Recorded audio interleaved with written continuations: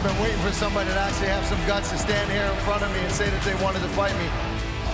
Oh my God! It's my dream to fight in the UFC.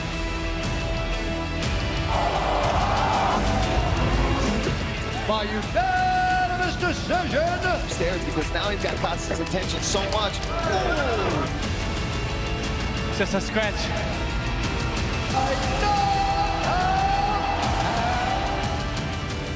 Little check left hook right there, drops him. The hunter is now the hunted.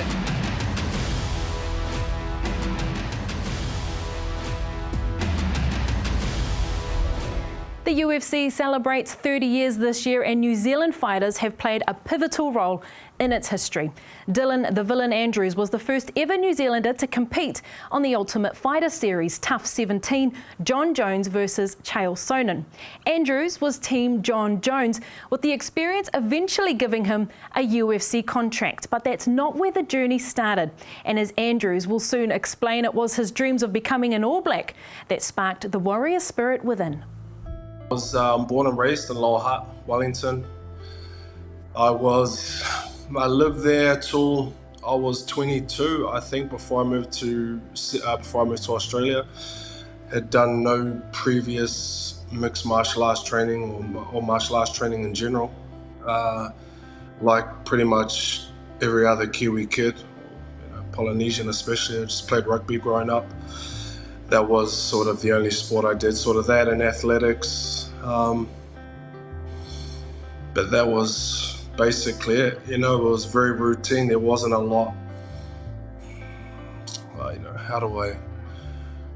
it's hard when you come from a small town to have sort of big aspirations to do anything great other than just to be an All Black, because as a kid, I guess growing up in New Zealand, that's all you see. So to sort of think outside the box or think of achieving anything great outside of the All Blacks was kind of foreign, so I guess like every other Kiwi kid, I just wanted to be an All Black, and those were my dreams until I realized it wasn't going to sort of become a reality. I was bullied a lot as a kid, I was bullied a lot growing up, so as far as needing something in my life, I guess it was, I don't know if people believe in stuff like that, but it was sort of destined to come into my life, if it was to sort of better me in some way, because bullying had a big effect on my life, it consumed a lot of my life, and it consumed the way I conducted and acted in life, being bullied, so it was a very hard thing. I was a fan of the UFC, I was a fan right from UFC 1, I seen some videos and stuff of UFC 1, and it was like I've said it before, you kind of look at the sport in two ways. You can look at it in two ways. You can either sort of be disgusted by what people conceive as the brutality of the sport, or you can see it for what it is, which is, well, to me, it's so many things, but it's a high level of skill.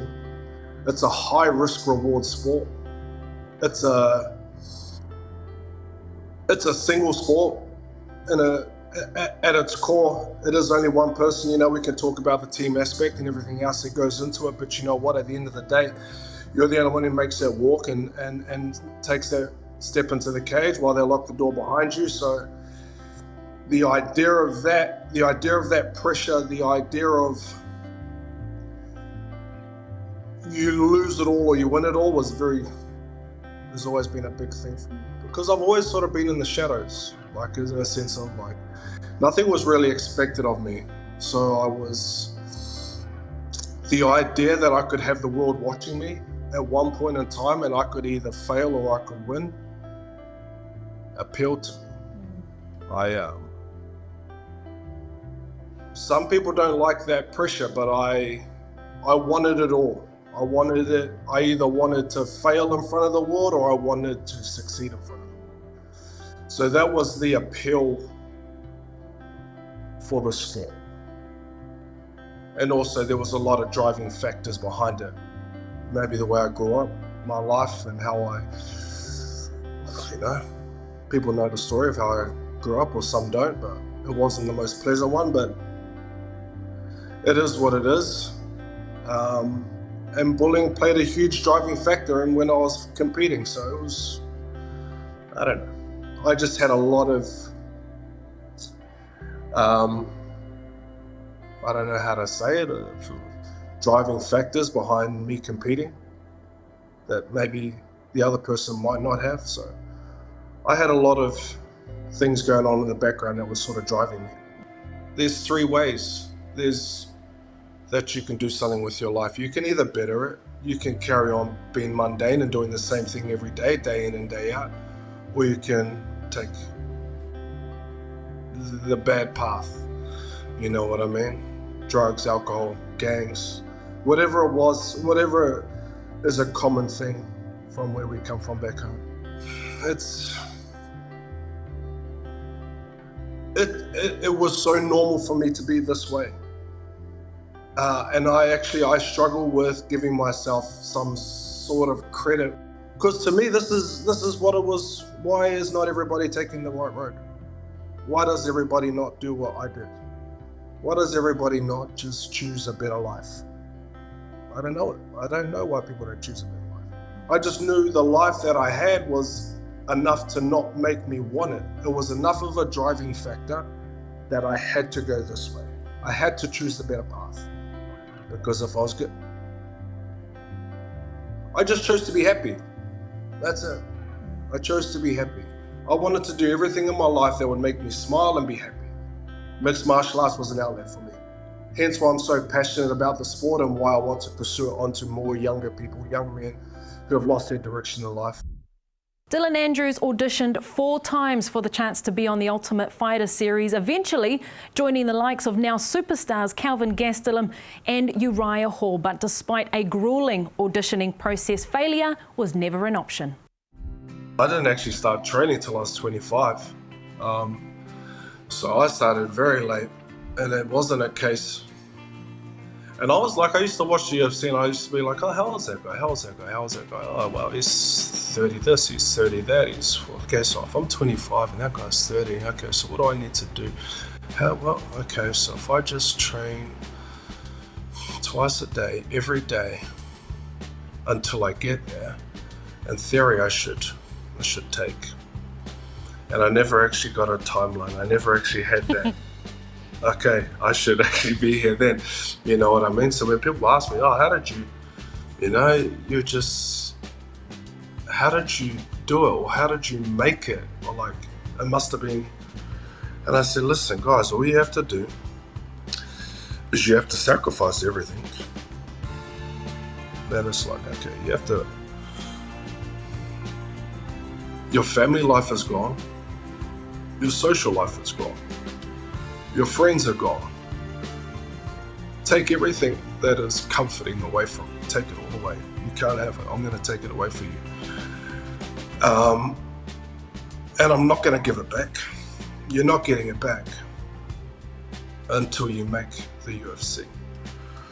So what I did was, I trained every day for 6 years straight, twice a day, gave up everything. And then 6 years later, I was on the Ultimate Fighter. That was it. That's, and you know what? It doesn't do it justice, but when the boys, for example, the boys come to me at a problem in the gym and say, listen, what do I need to do to make the UFC? I say, listen, you just need to show up. That's it. I sacrificed everything. I sacrificed everything. Dylan Andrews here, Heartbreak sponsored professional MMA fighter. I've just been given the news from Cole, his trainer, that he'll be going to Vegas to try out for Ultimate Fighter. How does it feel? Has it sunk in yet, brother? Nah, bro, not yet. Not yet. Yeah. Just, yeah. Well, actually, you know what? It's real now, so hopefully we're off this Friday and kick some ass on Monday. If I wasn't competing or if I wasn't training, I wasn't bridging that gap per se to get to the UFC. So I had to keep training and I had to keep fighting and I had to do it because I was on the clock. And I had a friend who lived in Vegas, and he would tell me, okay, the Ultimate Fighter's on. Okay, we're auditioning for middleweights, or because as you know, when you audition for the Ultimate Fighter, what they do is they put out a casting to the world and they say, hey, listen, we're taking middleweights and welterweights. But the thing is, what people don't know is before they started getting onto it, it was whoever was going to show up the most. So okay, if they said we're going to have lightweights and featherweights, it was like, okay, you could do really well in your audition in the lightweights, and they'll say, you know what, there's not enough lightweights here, guys, go home, we're doing featherweights because there's more featherweights. And like, you're telling people from around the world to go home. So they've invested this money, they've invested whatever to fly to Vegas and audition, which I never had a problem with. I never had a problem. So I was disappointed 3 times. I'd gone through the Ultimate Fighter 3 times, trialed. It just so happened that on the 4th trial, which was in Vegas for season 17, I was like, my mate who lives in Vegas was like, hey bro, they're doing middleweights, man. And this was 2 weeks out from the trials, and I was like, give me till the end of the day. I think I called him back in about an hour or 2, and I said, all right, I'm booked, I'm coming to Vegas. I flew to Vegas. Walked in, there was, I think at the time, there was around between 400 or 600 middleweights trying out in Vegas. So I walk in, and as you know, I don't know if people know the process. Basically what they do is, so there's 600. You get blocked off in groups of 20, all the way up to 200. And basically what they do is they take you into a hall, a big hall, and you've got Joe Silva. This was back in the day when Joe Silva, the matchmaker, was there. You had Dana White on the panel. You had all these guys here. And the first round is grappling wrestling. What they do is they bring 20 men into a room, 1 to 20, and basically what they do is they call out 2 numbers, and those people go to the middle of the mat and they start wrestling for however long, for Dana White, Joe Silva, and all these guys. So naturally, you know, you got 20 males in a room, all numbered off, and basically what happens for that half an hour while everyone's wrestling is you're just staring at every man. Because you're like, okay, are you going to be the guy that I'm going to fight? So that's how it is until your number's called out. Fortunately, or unfortunately, again, I was the last number to be called out. Beautiful. Okay, so I start wrestling with this guy. We just go at it. Awesome. And then basically after that's done, Joe Silva will say, okay, he cuts that 20 in half to 10. And he'll say number 1, number 5. He'll start calling numbers out. I was the last number to be called out in the grappling. Okay, deep breath. Okay, I make it to the next round. And again, that sounds easy, but I was like, oh man, it was intense. Having to be the last number called. The next round you go through to striking. So basically what they do is they have their pair coaches, striking trainers come in, and you start working with them. Joe Silva again, Dana White, everyone starts watching you and seeing how you perform. Again, I don't know why they're doing this to me, man, but I was the last number to be called again in the striking. Dylan, you go through to the next round. Boom. Okay, so now I go through to the first interview. First interview, cool, blah, blah, blah, blah, blah. You just have a meeting with Spike TV, which is sort of a Spike panel of executives, stuff like that. Cool, awesome. Make it through that round. And then the next round is with ultimately the people who decide whether you're going to be on the show, which is Spike, like the highwigs of Spike TV, all the big people. And so I go through this interview, he looks at it, he goes, oh, okay. Oh, you're a Kiwi. All Blacks. Awesome, there's some commonality. So we start talking about the All Blacks. I start sort of trying to build a rapport. Granted, I've done this 4 times. I sort of know where I'm going with it. So we start talking, and then it's awesome. And then he says to me, all right, get the F out of here. Don't know if I can swear, I'm not going to anyway. He says, get the F out of here. And I'm like, I'm just in shock. And I instinctively get up. I walk out of the boardroom, and it's the longest walk. And I'm walking to these giant wooden doors that open. And I'm just walking down there. And I open the door, and I'm like, fuck, 4 times. Like, I've done this 4 times. I can't fail. I can't. And I just close the door, and I turn back around, and I walk back. I don't know what's going through my head. I'm just thinking maybe if I just like, not big, but like if I just tell him I need this, like I can't go back home again. This is it. This is what was going on in my head. And he looks me dead in the eyes and he goes, "What the F are you doing?" And I go, "I can't leave, man. Get the F out."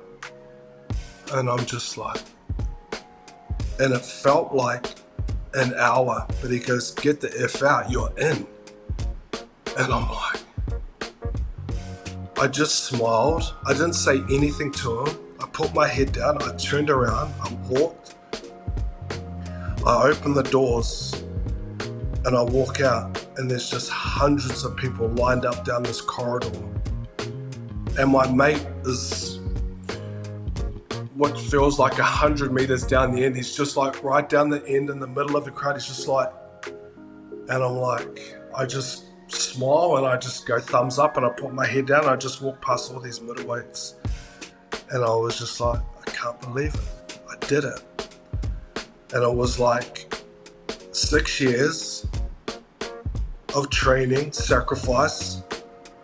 Every single thing that I'd gone through just flew through my head like a movie, like it just all started replaying like a film, just going.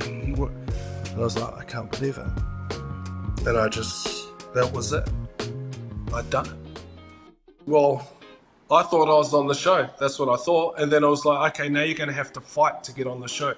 So I was like, shit. Okay, cool. That's all right. I was ready for everything. There was no surprise. It was like, okay, if this is going to happen, it's going to happen. But I was like, yeah, shit. All right. But I just wasn't losing. I wasn't just like, if I'd lost, I'd lost.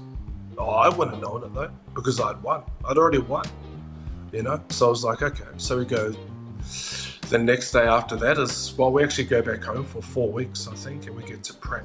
So 4 weeks we get to prep. So I flew home and started getting ready, and then we fly back, weigh in.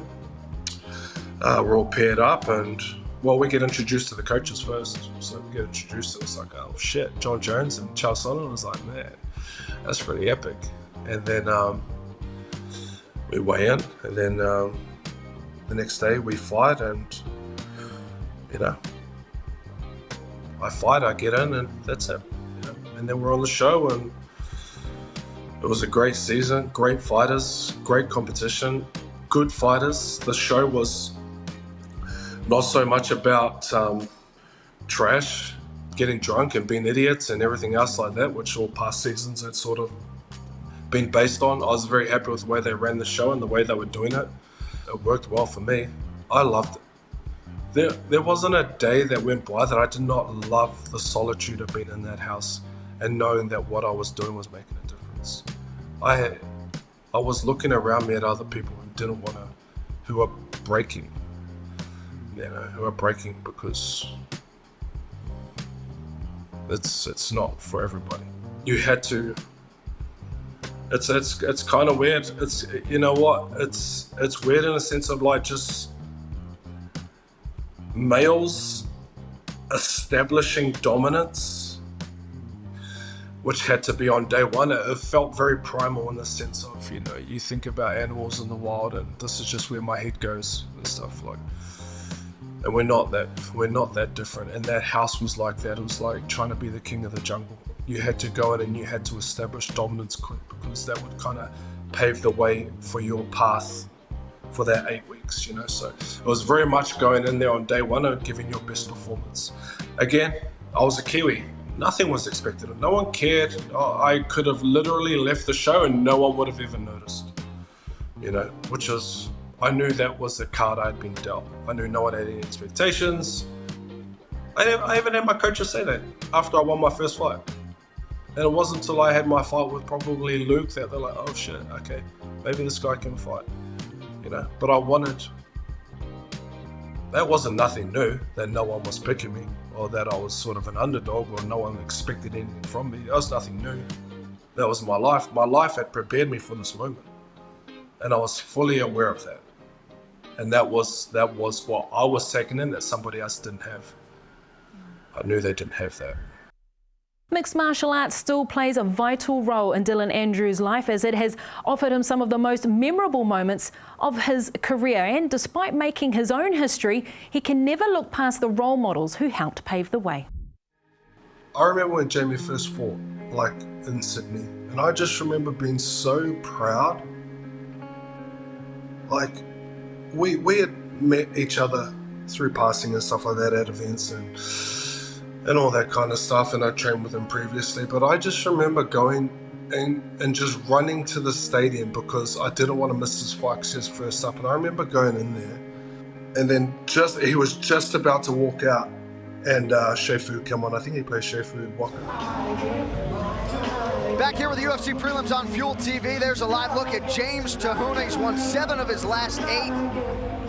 8 wins by knockout. He's been a first-round finisher as well. This is a powerhouse, Kenny, a strong, powerful striker who many have said if the technique eventually catches up to the power, look out. Yeah, very fast, athletic guy who, has been slowly filling in the holes in his mixed martial arts game, but so much potential in this kid. And I remember the concrete under me was shaking, and I was like, I was so proud. Like, I couldn't even explain how proud I was. I was so proud that he was there. I was like, I think that was the catalyst. I think that was like, I've got to do this. Like, I think I had the light bulb moment. I always had it, but I was like, he proved that a Māori can be in the UFC. That's what that did for me. That was like, okay, if I ever had any doubts about a Māori being in the UFC, he just solidified that. And I just remember him walking out just like, oh my God, this is the best moment. And people it was the best moment for me. It was bigger than anything, sport-wise. I was like, this is unbelievable. Because I was like, I want to be in the UFC. That Māori's in the UFC. He's making the walk. And that music and the rattling, that energy, I was like, I need to feel this, man. This is tense. And I was just like, and then I seen him after the fight, and I was just like, oh man, that was amazing, bro. That was so good. And I was like, yep, back to training, man. Let's hustle. And that was, I think that was 2011. And then a year later, I auditioned for the 4th season. And it was like, man, full speed ahead, let's go. I'm sure Jamie's going to watch this. I don't want to get a fat head. But, he's just, he catapulted it, regardless of results, regardless of anything. He deserved to be that man who brought the UFC to New Zealand and represent it in the way that he did. I'm very proud. It's amazing what I've found is, what's amazing is when someone actually gives you a compliment. I never had compliments. Never had compliments growing up. So when my first coach in Sydney, who I started training with, who I thank so much, who literally molded me into who I am now, which is crazy. The 4 years that I spent at the Lions Den in Sydney with Luke Pizzuti, he molded. I know I had the things going on that also fuel me and stuff like that, but he almost gave my life direction as far as MMA. So my heroes and everything like that, it's just my coaches and my training partners. They're people that need the credit. They're the people that got me to where I am, So I do. It's amazing what a good coach can do. Okay, we can talk about, I guess, my debut walk my debut in the UFC in Vegas. That was pretty amazing. I had Don't Forget Your Roots playing in front of a live crowd, 18,000 people screaming my name. That was pretty amazing, But I don't think about that as much as I think about when I was hit one time and I was out cold and I was lying underneath somebody and that person didn't finish me because he thought I was awake, and I was like, I'm going through the motions in my head like, if you don't do this, this is it, it's the end. Like, you're off the show, man. You're done. That's it. You're going home. Like, and to be able to flick the switch, and not just flick the switch. Like, let's flick the switch when nothing is going right. Flick the switch in life when nothing is going right for you. It's like life, man. You know what I mean? That's a powerful thing when you can be dealt shit in life, and everything is going wrong for you. Nothing is going right. And you think there's no way out, and there's something inside you that just makes you say, Dylan, fight. Someone fight. You gotta fight back. Again, mixed martial arts, man. It's what it does for me. Prepares me for life. I love it. Mellows me out.